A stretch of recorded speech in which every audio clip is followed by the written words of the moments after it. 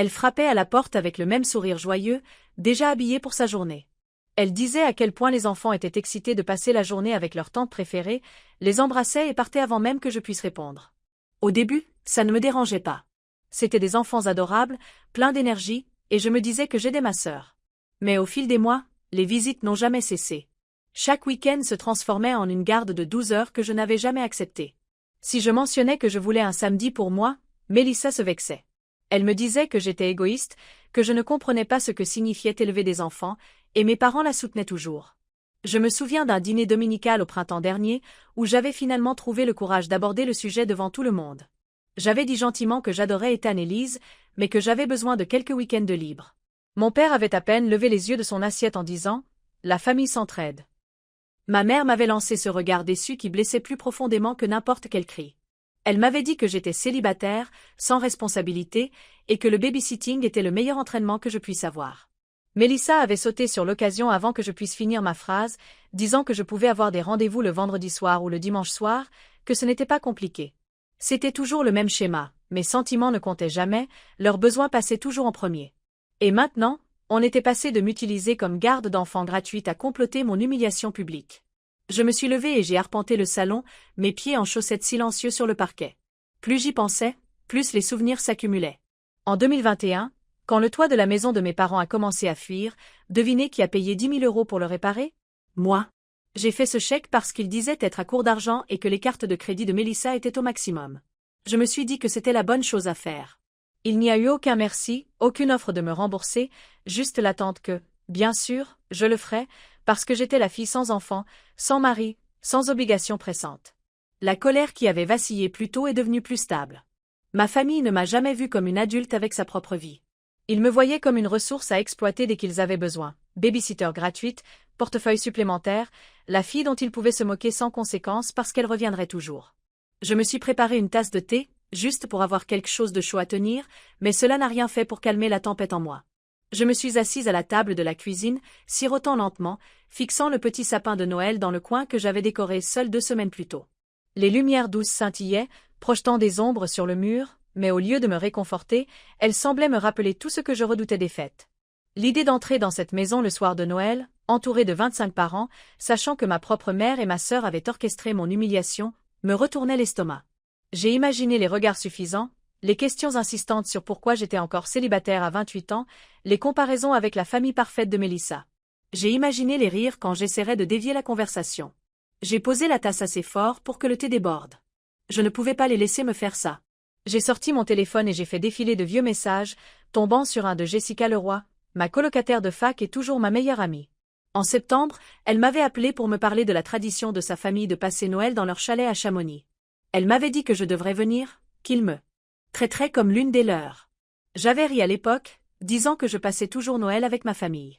Le message était là maintenant, comme une porte non ouverte. Pour la première fois, je me suis demandé ce qui se passerait si je la franchissais vraiment. J'ai posé le téléphone et je me suis frotté les tempes. Cela semblait trop grand, trop soudain. Toute ma vie, je m'étais pliée aux besoins de ma famille. L'idée de rompre avec cela, de dire non, semblait presque impossible. Mais le souvenir de leur rire m'a donné une force que je n'avais jamais ressentie auparavant. Je me suis approchée de la fenêtre, tirant le rideau pour regarder le parking en bas. Une légère bruine avait commencé, l'asphalte brillant sous les lampadaires. Mon reflet dans la vitre semblait fatigué, mais il y avait quelque chose de plus dur dans mes yeux qu'auparavant. Pendant si longtemps, je m'étais dit que je pouvais tout endurer pour le bien de la famille. Mais ce soir, pour la première fois, j'ai commencé à me demander si c'était vraiment ça, une famille. Le thé avait refroidi quand je suis retournée à table. Je l'ai versé dans l'évier et j'ai éteint les lumières, me dirigeant vers le lit, l'esprit toujours en ébullition. Le sommeil n'est pas venu facilement. Chaque fois que je fermais les yeux, je voyais ma mère et ma sœur, penchées l'une vers l'autre, riant à mes dépens, prévoyant de me dépouiller de ma dignité devant tout le monde. Je me suis retournée et retournée, serrant la couverture, luttant contre la chaleur de la honte qui n'était même pas encore arrivée mais qui semblait déjà si réelle. Au moment où la lumière du matin a filtré à travers les stores, je savais une chose. Si je voulais survivre à ce Noël, quelque chose devait changer. Et cela devait commencer par moi. Le bureau bourdonnait déjà lorsque je suis arrivée le lundi matin, avec cette énergie typique de décembre où tout le monde essaie de boucler les projets avant les vacances. Chez Assurance Avenir, l'open space vibrait au son des téléphones, des claviers et des éclats de rire des collègues qui se croisaient. J'ai accroché mon manteau au dossier de ma chaise et j'ai essayé de me défaire de la lourdeur du week-end, forçant un sourire lorsque ma coéquipière Sophie m'a fait un signe de l'autre côté de la pièce. Je me suis plongée dans les feuilles de calcul et les ensembles de données, reconnaissante pour la distraction. Les chiffres étaient stables, prévisibles. Ils avaient un sens, contrairement à ma famille. Je venais de finir d'ajuster une série de modèles de risque lorsque mon manager, Daniel Chevalier, s'est arrêté à mon bureau. Il s'est appuyé contre la cloison de mon box avec son sourire facile habituel et m'a dit qu'il était impressionné par la façon dont j'avais géré le dernier projet. Puis il a mentionné que la direction envisageait de me confier la tête d'une nouvelle initiative qui serait lancée au début de l'année prochaine. Sa voix était décontractée, mais mon cœur a battu la chamade à ses mots. Lorsqu'il est parti, je me suis adossée à ma chaise, fixant l'écran de l'ordinateur sans vraiment le voir. Une promotion. Une vraie chance de progresser, d'être reconnue pour plus qu'un simple bon travail accompli discrètement en arrière-plan. J'ai senti la fierté monter, mais tout aussi vite, une pensée familière a suivi. Que dirait ma famille? Je connaissais déjà la réponse. Ils minimiseraient l'événement, ou pire, ils le transformeraient en une autre raison de se moquer de moi. Cette pensée m'a pesé sur la poitrine, mais je l'ai repoussée. J'ai passé le reste de la matinée à enchaîner les tâches, laissant le rythme du travail apaiser mes nerfs. Vers midi, Sophie est apparue à mon bureau avec un grand sourire, tenant 2 sacs en papier. Elle m'a dit qu'elle avait pris des sandwichs supplémentaires au bistrot du coin. Nous nous sommes assis ensemble dans la salle de pause, déballant nos déjeuners. Elle m'a demandé ce que je faisais pour Noël. Un instant, j'ai hésité, les mots coincés dans ma gorge. J'ai souri faiblement et j'ai dit que je serais en famille. Elle a hoché la tête, sans insister, et a continué à me raconter ses propres plans chaotiques, des enfants qui courent partout, ses beaux-parents qui arrivent de Chicago. J'écoutais, hochant la tête au bon moment, mais mon esprit était ailleurs. Je m'imaginais assise dans le salon bondé de mes parents, faisant semblant de rire pendant que mes proches disséqueraient ma vie comme si c'était un spectacle. Après le déjeuner, j'ai consulté mes emails et j'ai vu un nouveau message des RH. Ils confirmaient mon éligibilité à la prime de fin d'année et me félicitaient d'être parmi les plus performants. J'ai fixé les mots jusqu'à ce qu'ils deviennent flous, la gorge serrée. J'avais passé des années à faire mes preuves, à donner plus que ce qu'on me demandait, et voici la validation. Pourtant, il n'y avait personne dans ma famille avec qui je pouvais partager ça. Je pouvais déjà imaginer Mélissa ricaner, disant que l'argent n'avait pas d'importance si on n'avait pas de mari et d'enfants. Le soir, en rentrant chez moi, au milieu des embouteillages sur la 6, je sentais le poids de la fierté et de la solitude m'écraser. Mon appartement était silencieux quand je suis entrée, la lueur du sapin de Noël scintillant toujours dans le coin. J'ai posé mon sac et enlevé mes chaussures, sortant un plat surgelé du congélateur parce que je n'avais pas l'énergie de cuisiner. Pendant qu'il tournait dans le micro-ondes, je me suis appuyée contre le comptoir et j'ai pensé aux 2 vies que je menais. Au travail, j'étais respectée, digne de confiance, considérée comme quelqu'un de capable. À la maison, dans la famille où j'étais née, j'étais traitée comme une ratée. Le contraste était si violent qu'il me donnait la nausée. Le lendemain soir, mon équipe est sortie pour un petit pot de Noël dans un restaurant du centre-ville. Les rires et le tintement des verres remplissaient l'espace tandis que les gens échangeaient des cadeaux de Père Noël secret et portaient un toast à la fin de l'année. Quand mon tour est venu d'ouvrir mon cadeau, j'ai découvert un élégant carnet en cuir avec mes initiales gravées sur la couverture. Tout le monde a applaudi, disant que c'était parfait pour la future chef de projet. J'ai ri avec eux, les joues chaudes, mais une pointe de douleur m'a de nouveau frappée. C'était le genre de célébration que je n'avais jamais à la maison. En rentrant en voiture à travers les rues de la ville, des guirlandes lumineuses tendues entre les lampadaires, je me sentais partagée entre la joie et l'appréhension. Les éloges au travail auraient dû suffire à me porter, mais je n'arrivais pas à me défaire de l'ombre de ce qui m'attendait à Reims. Tard cette nuit-là, assise sur mon canapé avec la télévision qui vacillait doucement, j'ai ouvert mon téléphone et j'ai fait défiler les photos que mes collègues avaient postées. Tout le monde avait l'air si plein de vie, si fiers les uns des autres. Puis j'ai pensé au réveillon de Noël, aux parents me regardant comme si j'étais une attraction de cirque. Mes mains se sont crispées sur le téléphone jusqu'à ce que mes jointures me fassent mal. Je l'ai posé et je me suis penchée en arrière, fermant les yeux. Pendant des années, je m'étais dit que la famille passait avant tout, que peu importe à quel point ils me traitaient mal, je continuerais à être présente. Mais plus je comparais les 2 mondes, plus il était difficile de croire à ce mensonge. Quand je me suis finalement levée pour éteindre les lumières du sapin, l'appartement est tombé dans le silence. Le silence était oppressant, mais il portait en lui une lueur de clarté. Le travail m'avait montré ce que c'était d'être valorisé. Ma famille m'avait montré ce que c'était d'être rabaissée. Ce contraste était trop flagrant pour être ignoré plus longtemps. J'ai tiré la couverture sur mes genoux et j'ai laissé le calme s'installer, la pensée tournant en boucle dans mon esprit comme une chanson tenace. Quelque chose devait céder, et ce ne serait plus moi. L'appel est arrivé 2 jours plus tard, alors que j'étais à mon bureau en train de terminer un rapport. Mon téléphone a vibré, affichant le nom de maman, et pendant un instant, j'ai envisagé de laisser sonner. Mais l'habitude a pris le dessus et j'ai répondu, essayant de garder une voix stable. Elle n'a pas perdu de temps en bavardage. Elle s'est lancée directement dans son plan pour le réveillon de Noël, disant qu'il y aurait environ 25 personnes entre les parents et quelques membres de la famille de Rémi. Sa voix avait cette douceur suppliante qui masquait toujours une exigence. Elle a dit qu'elle ne pouvait tout simplement pas gérer la cuisine pour autant de monde seule et qu'elle avait besoin que je m'occupe du traiteur. Je me suis pincé l'arête du nez, jetant un coup d'œil autour du bureau pour m'assurer que personne ne pouvait entendre. Elle a mentionné le traiteur Savoyard, le service que nous avions utilisé une fois pour une remise de diplôme, et a dit que ce serait parfait. Elle a lancé le chiffre, 2000 €, comme si c'était de l'argent de poche. Mon estomac s'est noué. C'était plus qu'un mois de loyer pour moi. J'ai essayé de protester légèrement, lui rappelant que j'avais déjà couvert de grosses dépenses pour la famille par le passé, mais elle m'a coupé avec cette phrase que j'avais entendue trop de fois. Mélissa travaille si dur à élever ses enfants, elle mérite de s'amuser. Tu es célibataire, Laure, tu as une bonne situation financière. C'est quelque chose que tu peux faire pour aider. Il n'y avait aucune place pour le refus. La culpabilité s'est installée lourdement dans ma poitrine. Contre mon gré, je me suis entendu dire oui.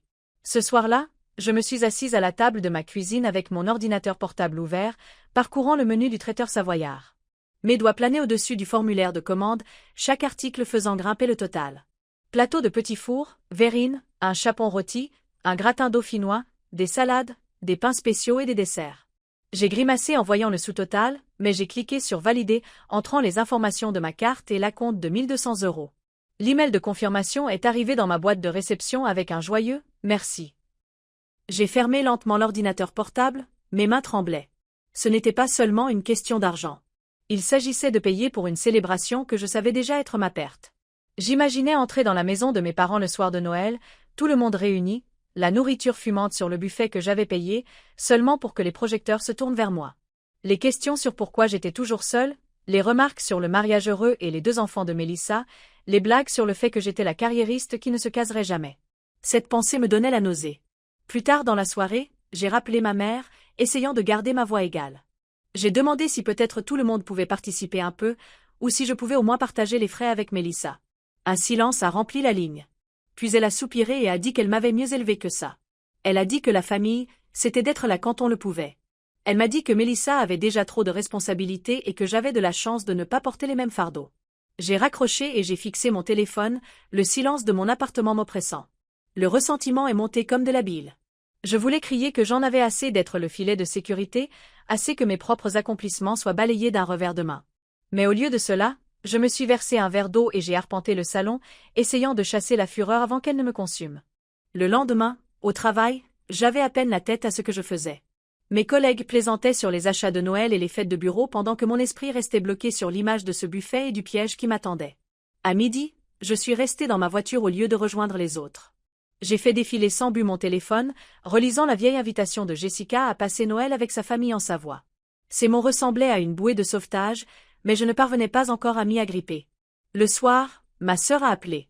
Son ton était mielleux au début, me demandant si j'étais prête pour la grande soirée, disant à quel point ce serait agréable d'avoir tout le monde réuni. Puis elle a glissé la question, décontractée mais cinglante, demandant si je m'étais occupée de la nourriture. Quand j'ai dit oui, son rire était plein de satisfaction. Elle a dit quelque chose comme quoi maman s'était inquiétée que j'hésite, mais qu'elle lui avait dit de ne pas s'en faire, parce que je répondais toujours présente. J'ai voulu raccrocher, mais au lieu de cela, j'ai ravalé mon amertume et j'ai répondu platement que tout était réglé. Mélissa s'est lancée dans une histoire sur la pièce de Noël d'Ethan à l'école, comment il avait la voix la plus forte, comment Lise avait parfaitement mémorisé ses répliques. J'écoutais en silence, me demandant si elle avait la moindre idée de ce qu'elle me faisait. Ou peut-être qu'elle le savait et s'en fichait tout simplement. Quand l'appel s'est terminé, je suis resté près de la fenêtre, regardant les lumières de la ville. Le poids de ce que j'avais accepté de faire pesait sur moi plus que jamais. J'avais versé 1200 € et m'étais engagé à financer la scène même où j'étais censé être tourné en dérision. La lueur du sapin dans le coin projetait une lumière douce à travers la pièce, mais elle me semblait dure, comme un projecteur déjà braqué sur moi. Je me suis affalé sur le canapé et je me suis frotté les tempes. Chaque nerf en moi hurlait que c'était mal, mais je ne voyais pas encore d'issue. J'ai fermé les yeux et j'ai respiré, le rire de ma mère et de ma sœur résonnant encore au fond de mon esprit. Le piège était tendu, et c'est moi qui avais payé pour le construire. Le week-end suivant, je suis retourné à Reims, me disant que je pourrais peut-être raisonner papa si je le trouvais seul. Il avait toujours été le plus calme des deux, moins sanguin que maman, et je m'accrochais à l'espoir qu'il pourrait m'écouter. La maison avait l'air familière et ordinaire quand je me suis garée dans l'allée, mais j'ai senti mon estomac se tordre en montant les marches et en entrant. Papa était dans le petit salon, la télévision allumée à faible volume sur un match de rugby. Il a levé les yeux quand je suis entrée, a ajusté ses lunettes et m'a offert ce demi-sourire qui me réconfortait quand j'étais enfant. Je me suis assise dans le fauteuil en face de lui, serrant mes mains si fort que mes jointures sont devenues blanches. J'ai commencé lentement, lui disant que je me sentais dépassée par Noël cette année, que le coup du traiteur était lourd et que l'idée d'être devant tout le monde me rendait anxieuse. J'ai demandé si nous pouvions peut-être trouver un moyen plus simple, peut-être réduire la taille de la réunion ou au moins partager les dépenses. Son visage est resté calme, mais ses yeux se sont durcis d'une manière qui m'a fait hésiter. Il a dit sans hésitation que les réunions de famille étaient importantes et que j'avais toujours été la personne sur qui on pouvait compter. Il m'a rappelé que Mélissa élevait des enfants et travaillait à plein temps, que sa vie était plus difficile que la mienne. Il a dit que j'étais célibataire, que je réussissais bien au travail et que se dévouer pour la famille était la bonne chose à faire. J'ai réessayé, la voix tremblante, en disant que j'adorais aider, mais que j'avais aussi besoin de me sentir respectée. J'ai dit que je ne voulais pas qu'on se moque de moi ou qu'on me traite comme si je n'étais pas à la hauteur. Sa mâchoire s'est crispée et il s'est légèrement penché en avant. Il m'a dit de ne pas faire mon cinéma, que personne ne cherchait à me faire du mal, que j'imaginais des affronts là où il n'y en avait pas. Les mots m'ont frappé comme une gifle. Je voulais crier que je les avais entendus de mes propres oreilles, mais je me suis figée. J'ai réalisé qu'il ne me croirait pas. Ou peut-être qu'il me croyait, mais choisissait simplement de l'ignorer. Quoi qu'il en soit, je suis restée assise là, réalisant de plus en plus profondément que mon père ne serait pas de mon côté. Je me suis excusée et je suis allée dans la cuisine, ayant besoin de respirer. Maman était là, remuant une marmite de pot-au-feu, fredonnant doucement, d'humeur légère. Elle a levé les yeux et m'a demandé si j'avais tout réglé pour le traiteur. J'ai répondu oui, la voix plate. Elle a souri comme si cela résolvait tout et est retournée à sa cuisine. Je suis sortie sur la terrasse pour prendre l'air.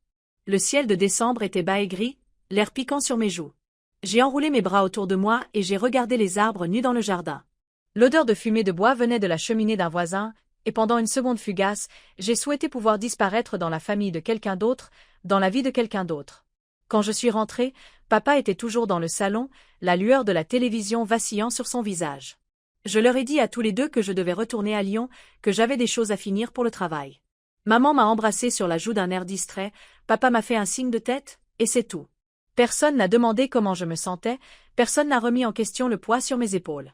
En rentrant en voiture, le silence dans l'habitacle était assourdissant. J'ai repassé la conversation avec papa, la finalité calme de ses mots. Il avait choisi son camp, tout comme maman, tout comme Mélissa. La vérité me sautait aux yeux, il n'y avait plus personne dans cette maison qui se souciait de ce que je ressentais. Au moment où je suis arrivée sur le parking de mon appartement, le ciel était devenu sombre et les lumières de Noël autour du bâtiment scintillaient faiblement. Je suis restée longtemps dans la voiture, agrippée au volant. Mes yeux me piquaient, mais j'ai refusé de laisser les larmes couler. Au lieu de cela, un sentiment différent est monté, plus constant et plus fort que la douleur. Si mon père pouvait me regarder dans les yeux et me dire que j'imaginais des choses, s'il pouvait balayer ma douleur comme si elle n'était rien, alors je savais une chose avec certitude. Je ne pouvais plus prétendre qu'il y avait quelqu'un dans cette famille qui me protégerait. J'étais seule dans cette histoire, et peut-être que c'était exactement ce dont j'avais besoin pour enfin arrêter de les laisser me contrôler. Les nuits suivantes furent agitées, chaque heure interrompue par le son de mes propres pensées. Je me tournais et me retournais sous la couverture, fixant la faible lueur du lampadaire à l'extérieur de ma fenêtre, rejouant chaque mot que papa avait dit. Son rejet calme m'avait blessé plus profondément que s'il avait crié. Au moment où l'aube filtrait à travers les stores, je me sentais épuisée mais nerveuse, comme si mon corps ne pouvait pas se calmer. Les nuits qui suivirent furent agitées, chaque heure brisée par le son de mes propres pensées. Je me tournais sous la couverture, fixant la faible lueur du lampadaire à l'extérieur de ma fenêtre, rejouant chaque mot que papa avait dit. Son calme mépris coupait plus profondément que s'il avait crié. Au moment où l'aube filtrait à travers les stores, je me sentais épuisée mais agitée, comme si mon corps ne pouvait pas se calmer. Le travail devint le seul endroit où je pouvais me maintenir. Je me plongeais la tête dans les feuilles de calcul, laissant les chiffres me distraire de la tempête que je ramenais à la maison chaque soir. Mais le calme de mon appartement après le coucher du soleil ramenait toujours tout à la surface. Je faisais les 100 pas de la cuisine au salon, mes pieds nus traçant le même chemin sur le parquet jusqu'à ce que j'aie le vertige. La 3e nuit de cette routine, j'ai sorti mon téléphone par habitude, faisant défiler de vieilles conversations. C'est là que j'ai vu le nom de Jessica. Son dernier texto, datant de plusieurs mois, était toujours là, l'invitation à passer Noël dans le chalet de sa famille à Chamonix. Je me suis souvenu du son de sa voix au téléphone en septembre, vive et insistante, me parlant de la neige, du ski, des grands dîners au coin du feu. Elle avait dit que je devais découvrir ce qu'était un vrai Noël en famille, et j'avais ri, car j'étais liée à la mienne. Maintenant, je lisais le message encore et encore, mon pouce planant au-dessus de l'écran. J'ai posé le téléphone sur la table basse et je me suis tenue devant le sapin. Les lumières scintillantes se sont brouillées dans ma vision alors que je murmurais à voix haute, presque pour tester l'idée. Et si je ne rentrais pas cette année? Les mots restèrent en suspens dans l'air, fragiles mais excitants. L'idée m'effrayait et m'exaltait à la fois. Toute ma vie avait été façonnée par l'obligation. Je venais, je payais, je souriais quand on s'y attendait. L'idée de briser ce schéma me retournait l'estomac. Mais derrière la peur, il y avait autre chose, un courant de colère qui ne s'était pas estompé depuis que j'avais entendu leur rire. Elle voulait m'humilier. Elle l'avait planifié comme un événement au programme, et j'étais censée payer pour ça. J'ai repris le téléphone et j'ai cherché le numéro du traiteur savoyard. Ma main tremblait. Mon pouce a plané sur le bouton d'appel un long moment. Annuler la commande ne serait pas seulement une décision financière, ce serait une déclaration. Ce serait la première brique que je retirerais du mur qu'elles avaient construit autour de moi. Quand la ligne s'est connectée, une femme joyeuse nommée Sarah a répondu. Ma voix a vacillé alors que j'expliquais que je devais annuler la commande du réveillon de Noël. Elle a hésité, me rappelant que c'était un grand événement et que les fêtes approchaient. Elle a expliqué que je ne récupérerais qu'environ 800 € après les frais d'annulation. Je me suis entendu dire que c'était bien, s'il vous plaît, annulez simplement. Le clic de son clavier a rempli le silence avant qu'elle ne confirme que la commande était annulée. Quand j'ai raccroché, je me suis rassise sur le canapé, le cœur battant. Le soulagement et la panique se sont heurtés dans ma poitrine. Je venais de démanteler tous leurs plans sans leur dire un mot. L'étape suivante semblait encore plus grande. J'ai cherché le numéro de Jessica et j'ai appelé avant de pouvoir me raisonner. Elle a décroché rapidement, sa voix pétillante de surprise et de joie. Je lui ai dit que je pensais accepter son offre. Elle a eu le souffle coupé et a crié pour appeler sa mère en arrière-plan. Elle a dit que bien sûr, il serait ravi, qu'il quittait Grenoble pour le chalet le 23 et que j'étais la bienvenue. Pour la première fois depuis des semaines, je me suis sentie sourire. Pas le sourire forcé et poli que je portais avec ma famille, mais un vrai, qui s'est répandu dans ma poitrine. Je lui ai dit que je viendrais. Elle a promis de m'envoyer les détails tout de suite. Après avoir raccroché, je me suis de nouveau tenue près de la fenêtre, regardant les voitures se déplacer lentement sur le parking en bas. Mon reflet semblait différent cette fois. Il y avait encore de la lassitude dans mes yeux, mais aussi quelque chose de plus stable, de plus net. Le reste de la semaine s'est déroulé dans un flou. Je suis allée au travail, j'ai hoché la tête pendant les réunions, j'ai souri à mes collègues, mais à l'intérieur, je planifiais. Chaque soir, j'ouvrais ma valise, étalant des vêtements sur le lit. J'ai emballé des pulls, des bottes et l'écharpe que Jessica m'avait offerte il y a des années. J'ai glissé mon passeport dans la poche latérale, juste au cas où. Le vendredi, je suis entrée dans le bureau de mon manager et j'ai demandé si je pouvais partir plus tôt le 23. Il a accepté facilement, me souhaitant même de merveilleuses vacances. Je suis sortie avec une boule dans la gorge, pensant à quel point il était simple de recevoir de la gentillesse dans un monde, alors que dans un autre, elle était toujours refusée. Le samedi, ma valise était prête près de la porte. La bougie que j'avais achetée pour maman était toujours sur le comptoir, non déballée, un rappel de la nuit où tout s'était fissuré. J'ai pensé à l'emballer pour la mère de Jessica à la place, un petit geste pour quelqu'un qui ne m'avait même jamais rencontré mais qui m'accueillait déjà. Ce soir-là, mon téléphone s'est allumé avec le numéro de maman. J'ai laissé sonner jusqu'au silence. Il a sonné encore et encore, jusqu'à ce que finalement, je le retourne face contre le coussin du canapé. Je pouvais presque entendre sa voix dans ma tête, douce et autoritaire, exigeant des nouvelles du traiteur, me demandant d'apporter des serviettes supplémentaires ou me rappelant d'acheter du vin. Pour la première fois de ma vie, je n'ai ressenti aucune obligation de répondre. La maison était silencieuse, à l'exception du bourdonnement du réfrigérateur. J'ai tiré la couverture sur mes épaules et je me suis assise près de la lueur du sapin, écoutant le calme. C'était le genre de silence qui ressemblait à un choix, pas à une punition. Pour une fois, ce n'était pas eux qui me réduisaient au silence. C'est moi qui choisissais de ne pas faire partie de leur bruit. Le sommeil est venu plus facilement cette nuit-là, pas profond, mais plus calme. Quand je me suis réveillée le matin, je savais que quelque chose avait changé.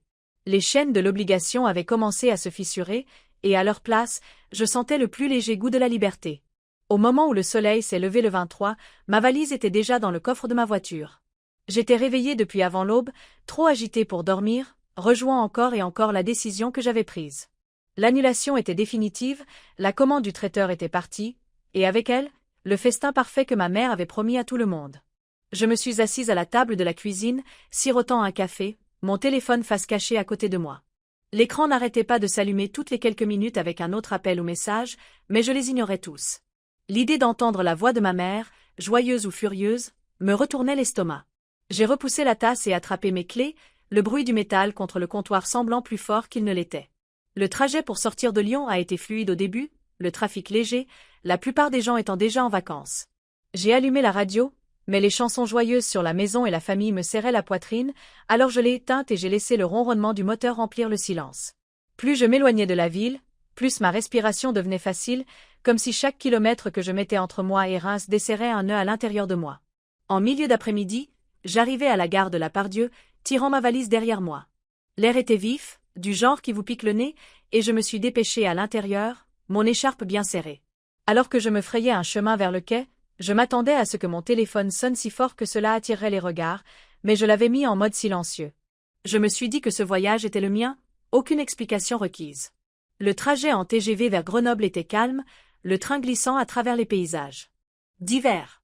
J'ai appuyé mon front contre la fenêtre, regardant le paysage changer, des étendues plates au sommet déchiqueté qui se dressaient à l'horizon. Mon cœur battait plus vite, non pas à cause de la vitesse, mais à l'idée que je quittais enfin l'emprise de ma famille, ne serait-ce que pour un petit moment. Quand le train est arrivé en gare, j'ai ressenti une montée de nervosité. Jessica m'attendait sur le quai, ses cheveux rentrés sous un bonnet en tricot, son visage s'illuminant à la seconde où elle m'a vu. Elle s'est précipitée vers moi, m'enveloppant dans une étreinte qui sentait la cannelle et l'air froid. « Tu es venu ?» a-t-elle dit, sa voix pétillant de chaleur. J'ai ri, la tension dans ma poitrine se relâchant. Nous avons pris ma valise et sommes sortis dans l'air vif de Grenoble, les montagnes se profilant faiblement au loin comme une promesse. Ce soir-là, je suis restée chez ses parents, une maison confortable remplie de lampes douces, de l'odeur de pain et de ce genre de bavardage facile dont je n'avais pas réalisé qu'il me manquait. Sa mère, Hélène, a insisté pour me faire une tisane, son père, Jean-Pierre, m'a posé des questions sur mon travail avec un intérêt sincère, et personne n'a jamais fait allusion à ce qui manquait dans ma vie. Je me suis sentie vue, pas comparée. Le lendemain matin, nous avons chargé le SUV, les sacs empilés à l'arrière, et nous avons pris la route vers Chamonix. La neige saupoudrait les arbres le long de la route, la lumière du soleil s'accrochant aux branches. Jessica racontait des histoires sur les Noëls passés au chalet, comment sa famille faisait de la randonnée pendant la journée et jouait aux cartes tard dans la nuit. Sa voix était vivante de joie, et pour une fois, je me suis laissé croire que je pouvais appartenir à ce genre d'histoire. Quand nous sommes arrivés au chalet, il ressemblait à une carte postale. Des bûches s'empilaient proprement, de la fumée s'échappant de la cheminée et des guirlandes lumineuses sur la terrasse. À l'intérieur, la chaleur m'a instantanément enveloppée. Le feu crépitait dans la cheminée en pierre et l'odeur de chocolat chaud flottait depuis la cuisine.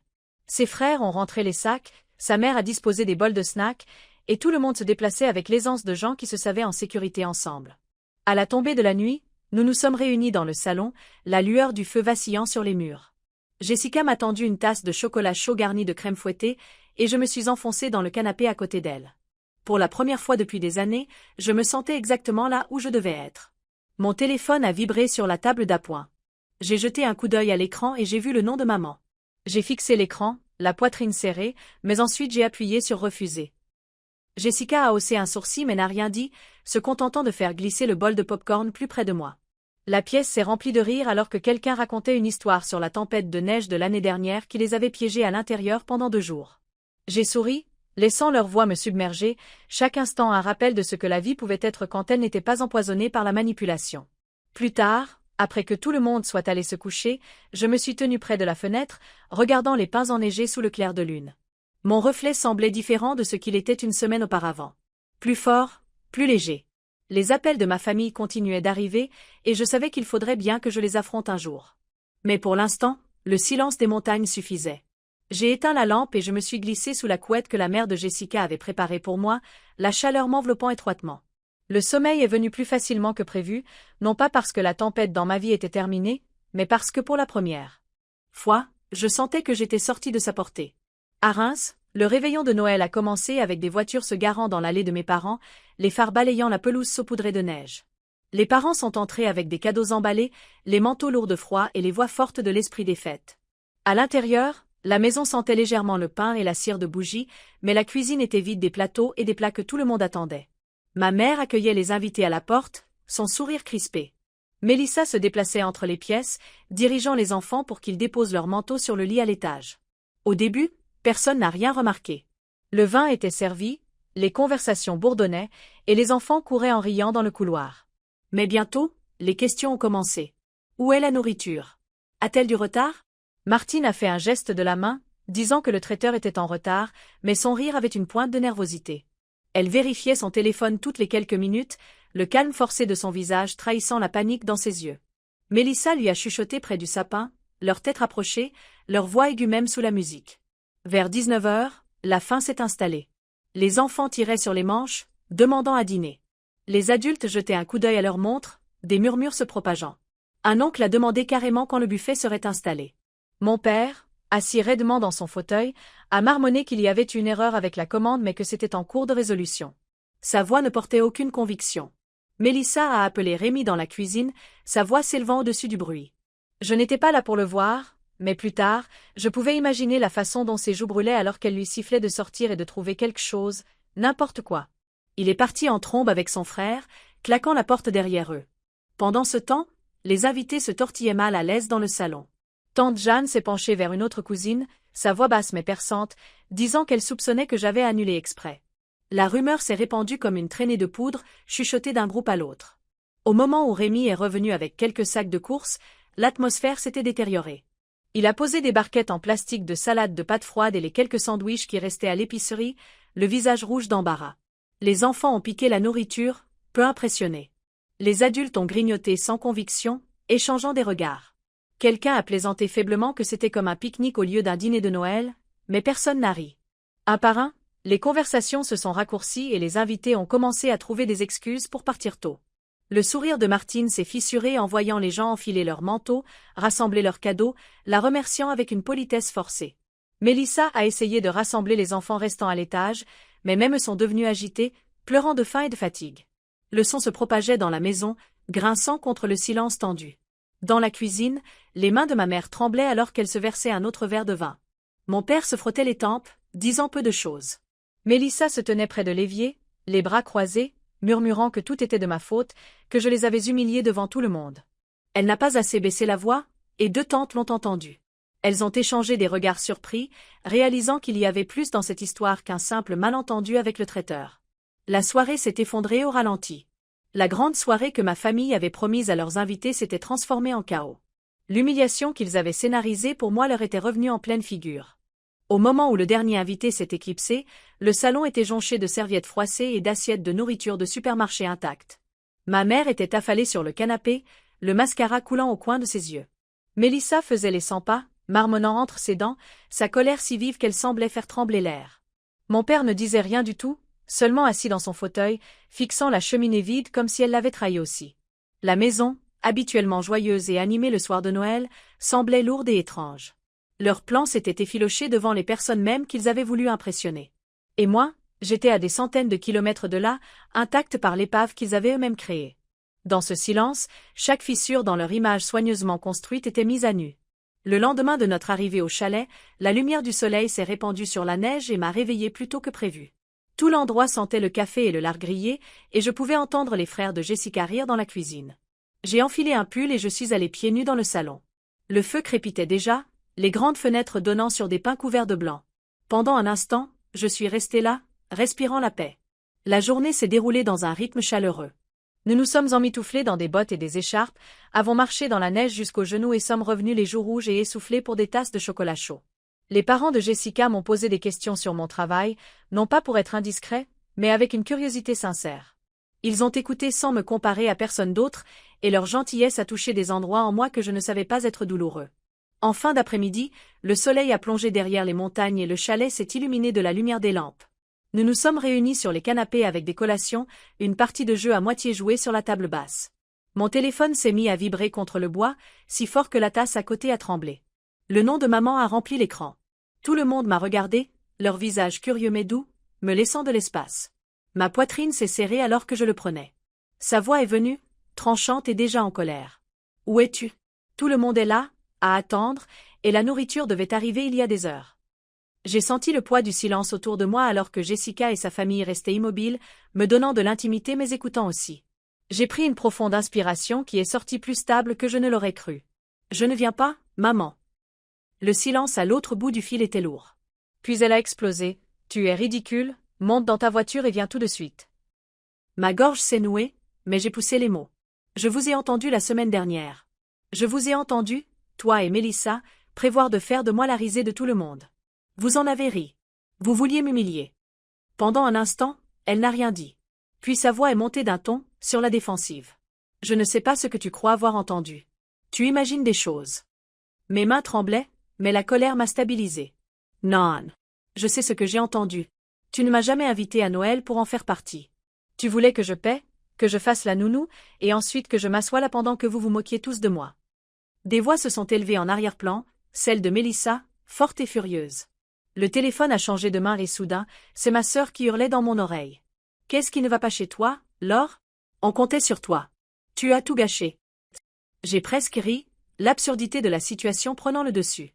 Je lui ai dit que j'en avais fini d'être sa babysitter gratuite et le portefeuille de maman. Je lui ai dit de ne pas attendre le traiteur parce que je l'avais annulé. Le silence qui a suivi s'est étiré. Puis Mélissa a crié que j'étais égoïste, que ses enfants m'adoraient et que je détruisais la famille.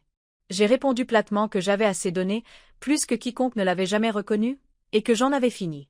Avant qu'elle ne puisse répondre, j'ai appuyé sur fin. Le chalet était silencieux, le seul son étant le crépitement du feu dans la cheminée. Ma main tremblait alors que je posais le téléphone. Quand j'ai levé les yeux, ceux de Jessica étaient écarquillés. Elle a pris ma main, la serrant fort. Sa mère s'est penchée en avant, son visage doux de préoccupation, et m'a demandé gentiment si j'allais bien.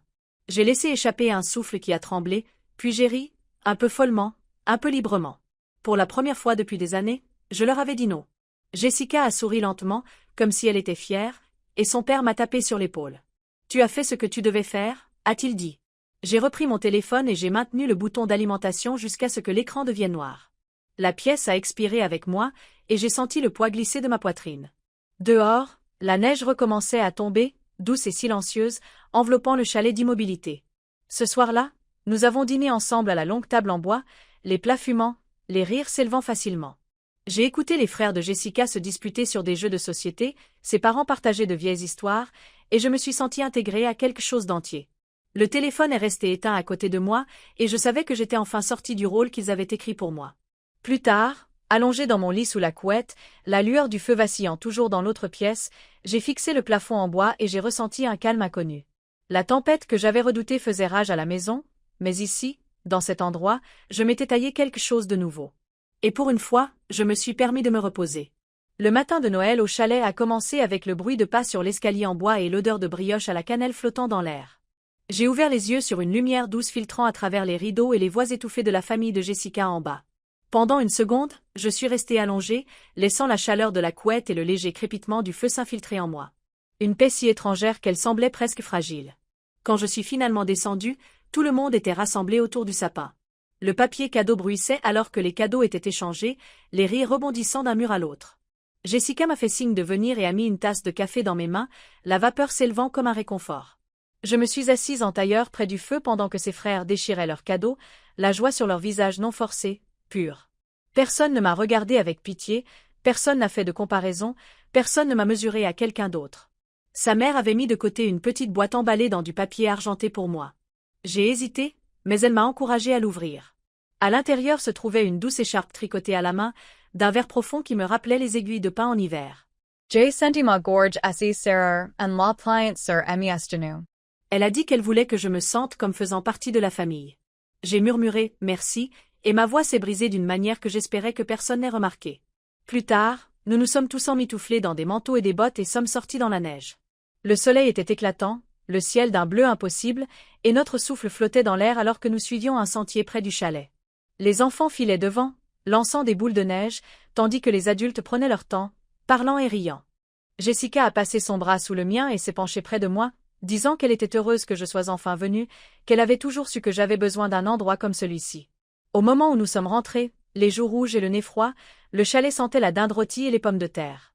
Tout le monde s'est entassé dans la cuisine, aidant à mettre la table, les voix se superposant dans un rythme facile. Je me suis retrouvée à couper du pain, riant lorsque le père de Jessica a plaisanté sur le fait que ses talents de découpeur ne s'étaient que légèrement améliorés depuis l'année dernière. C'était simple, ordinaire, mais cela ressemblait à un sentiment d'appartenance. Le contraste avec Reims m'a frappé de plein fouet. J'ai pensé au lourd silence dans la maison de mes parents, à la tension qui avait sûrement rempli ses pièces après mon appel, au chuchotement des parents qui s'éclipsaient tôt. Mon téléphone, que j'avais laissé à l'étage, s'était probablement rempli de messages, mais j'ai refusé de laisser cette pensée assombrir la soirée. Après le dîner, nous nous sommes réunis autour du feu, repus et contents, jouant aux mimes et aux jeux de cartes. J'ai ri jusqu'à en avoir mal au ventre, laissant la lueur du feu et la chaleur de la pièce m'envelopper. Le plus jeune neveu de Jessica s'est endormi blotti contre moi, sa petite main reposant sur mon bras comme si elle y avait toujours appartenu. Quand les jeux se sont terminés et que le chalet s'est calmé, je suis monté vérifier mon téléphone. L'écran s'est allumé avec des dizaines de notifications. Les messages vocaux s'empilaient les uns après les autres, les textos défilaient plus loin que je ne pouvais les faire glisser. Les messages de ma mère commençaient par des ordres secs et se transformaient en accusations. « Appelle-moi maintenant. Tu as tout gâché. Comment as-tu pu faire ça à ta famille ?» Ceux de Mélissa étaient plus durs, pleins de reproches et de fureur. « Tu as détruit Noël, les enfants pleurent, tout le monde sait ce que tu as fait. » Je me suis assise sur le bord du lit, faisant défiler lentement, la poitrine serrée. Puis j'ai vu un message de mon père. Ces mots étaient directs. « Nous avons été humiliés ce soir. Les gens sont partis tôt. Les enfants étaient incontrôlables. Tu nous as mis dans l'embarras. C'est de ta faute. » Un instant, la culpabilité m'a piqué, celle qui m'avait toujours poussé à plier. Mais ensuite, je me suis souvenu des rires du salon, de l'écharpe pliée soigneusement sur mon lit, de la façon dont la mère de Jessica avait dit que j'appartenais à leur famille. Look and traced M.A. Raffermy. J'ai posé le téléphone, face contre la table, et j'ai pris une profonde inspiration. Le chalet était silencieux, à l'exception du vent qui frôlait les fenêtres. J'ai enroulé l'écharpe verte autour de mes épaules, sa chaleur me rassurant. Pour la première fois depuis longtemps, la culpabilité n'a pas tenu. Elle a glissé, remplacée par quelque chose de plus fort. Je me suis tenu près de la fenêtre, regardant la neige briller sous la lune, et je me suis laissé sentir le poids des deux mondes peser sur moi. Ma famille se déchirait dans son propre chaos, tandis qu'ici, j'avais trouvé un aperçu de ce que la vie pouvait être quand les gens se souciaient les uns des autres sans compter les points. En bas, les dernières braises du feu crépitaient doucement. Je me suis détourné de la fenêtre et je me suis glissé dans mon lit, tirant la couette jusqu'à mon menton. Mon téléphone a vibré une fois de plus sur la table à côté de moi, mais je ne l'ai pas touché. La nuit m'a emporté dans le sommeil avec une sérénité que je n'avais pas connue depuis des années. Au moment où je suis retourné à Lyon le 28, les rues étaient encore drapées de lumière de fête, mais la ville semblait plus calme, comme si l'agitation des vacances s'était enfin dissipée. J'ai monté ma valise les escaliers jusqu'à mon appartement, je l'ai laissé près de la porte et je me suis tenu au milieu du salon, écoutant le bourdonnement du chauffage. Le calme semblait fragile, comme du verre qui pouvait se briser à tout moment. Le lendemain matin, je me suis préparé un café et je me suis assise à la table de la cuisine, parcourant mes emails, quand on a frappé. Ce n'était pas un coup léger. C'était fort, insistant, le genre de coup qui exigeait l'attention. Ma poitrine s'est serrée. Je me suis levé lentement, regardant à travers le judas, et mon estomac s'est noué. Ma mère, mon père et Mélissa se tenaient épaule contre épaule dans le couloir, leurs visages tendus, leurs yeux perçants. J'ai ouvert la porte parce que les éviter était désormais impossible. Maman est passée devant moi la première, son manteau toujours sur elle, sa voix tranchante de fureur. Papa a suivi, la mâchoire serrée. Mélissa est venue juste derrière, les bras croisés comme si elle se préparait au combat. J'ai fermé la porte doucement et je me suis appuyé contre elle, essayant de calmer ma respiration. « Il faut qu'on parle », a dit papa, son ton sec et froid. Ils se sont avancés dans le salon, restant debout au lieu de s'asseoir, comme si le confort était hors de question.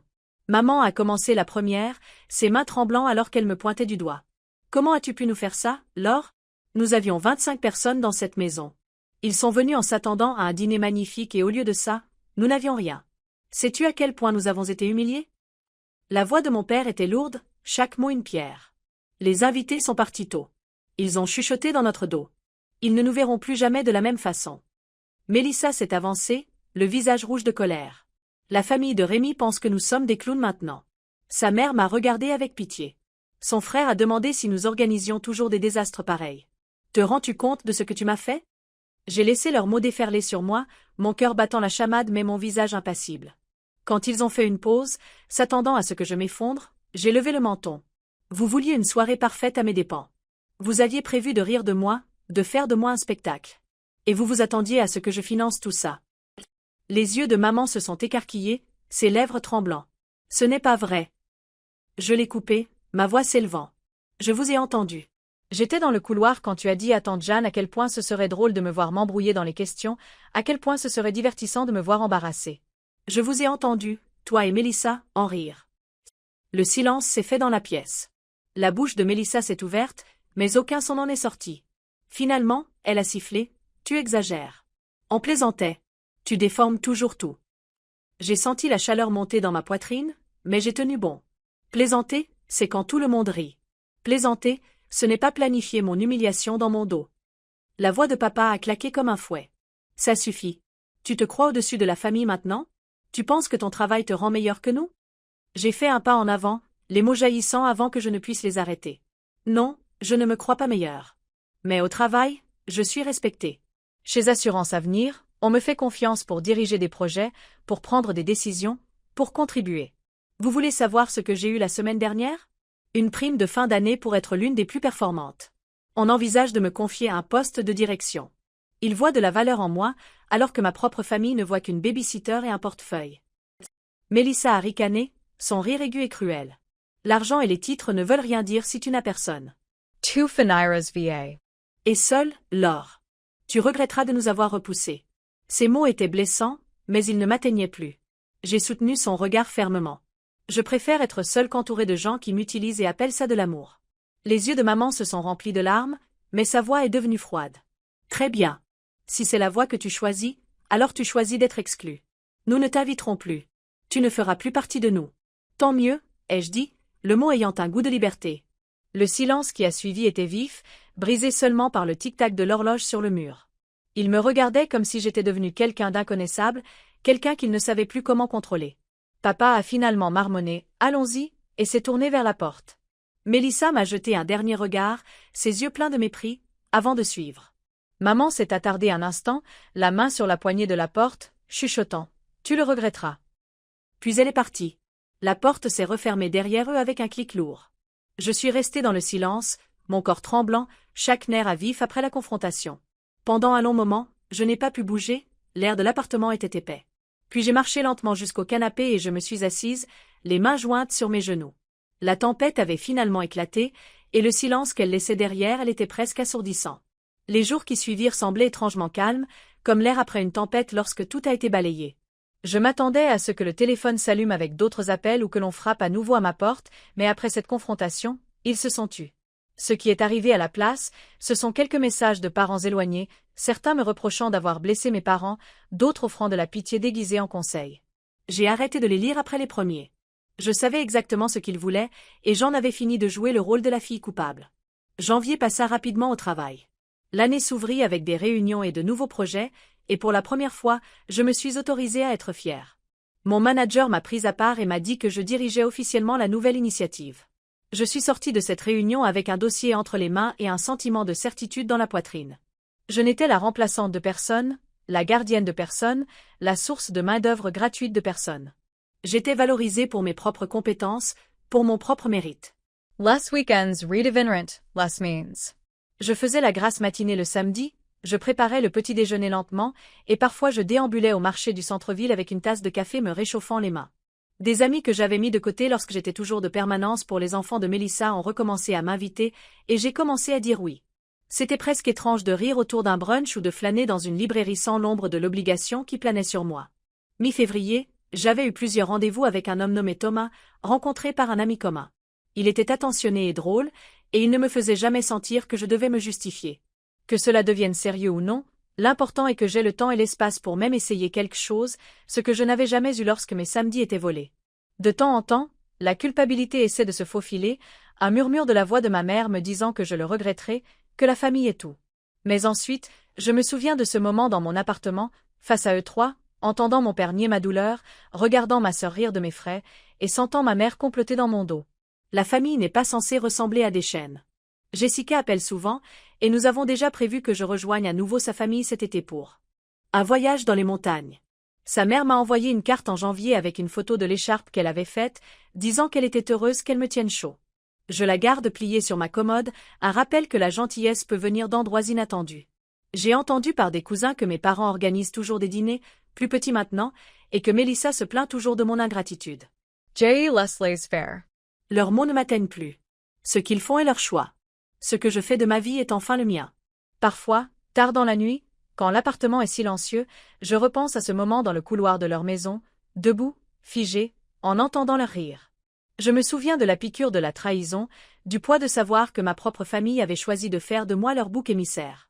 Mais je me souviens aussi du soulagement silencieux d'annuler cette commande de traiteur, du calme enneigé du chalet dans les Alpes, de la première respiration que j'ai prise quand j'ai réalisé que je ne leur devais plus mon silence. Cela fait 2 mois que j'ai bloqué leur numéro. Mon monde ne s'est pas effondré. Au contraire, il s'est élargi. Je me réveille chaque jour sans la crainte d'être prise en embuscade par des exigences. Je passe mon temps avec des gens qui veulent vraiment que je sois là, non pas parce que je peux fournir une garde d'enfants gratuite ou payer une facture, mais parce qu'ils apprécient ma compagnie. La famille peut signifier beaucoup de choses. Pour moi, cela ne signifie plus les personnes qui partagent mon sang, mais celles qui me montrent de l'amour et du respect. Celles qui rient avec moi, pas de moi. Celles qui célèbrent mes victoires sans les transformer en armes. En regardant en arrière, j'aurais aimé me défendre plus tôt, mais peut-être qu'il a fallu atteindre ce point de rupture pour que je voie enfin la vérité. Je ne suis pas une servante. Je ne suis pas un bouc émissaire. Je ne suis pas la risée de la famille. Je suis une femme qui a appris sa propre valeur, et je ne laisserai plus personne me l'enlever. Et maintenant, je veux vous demander, vous êtes-vous déjà retrouvé mis de côté, considéré comme acquis, ou traité comme inférieur par les personnes mêmes qui auraient dû vous élever? Avez-vous déjà atteint ce point où vous avez finalement dû dire non? Partagez votre histoire avec moi dans les commentaires si la mienne a résonné en vous. Faites-le moi savoir en aimant cette vidéo et en vous abonnant pour ne pas manquer la prochaine. Votre voix compte ici, et j'adorerais l'entendre.